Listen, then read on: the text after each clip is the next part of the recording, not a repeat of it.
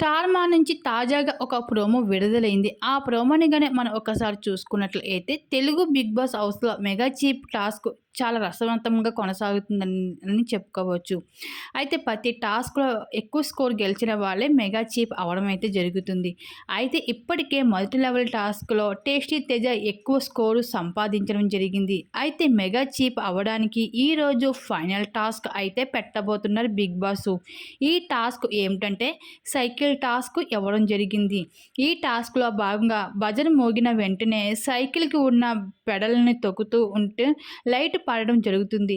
ఇంక ఎండ్ సమయం వరకు ఆ సైకిల్‌కి ఉన్న లైట్‌ని పడేలాగా చూసుకోవాలి. అలా ఎవరైతే ఆ లైట్‌ని కిందకి పడేలాగా చూస్తారో ముందుగా వాళ్ళే విజయం సాధించినట్లు అంటూ బిగ్ బాస్ తెలియజేశారు. అయితే ఈ టాస్క్‌లో భాగంగా పృథ్వీ, రోహిణిలకి ఇంకా మెగా చీఫ్ అవ్వడానికి ఈక్వల్ స్కోర్ రావడం జరిగింది.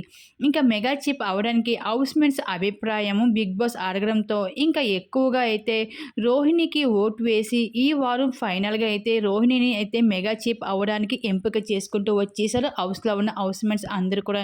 ఇంకా ఈ విధంగా అయితే బిగ్ బాస్ హౌస్‌లో ఆఖరిగా అయితే మెగా చీఫ్ రోహిణి అయితే అవ్వడం జరిగింది.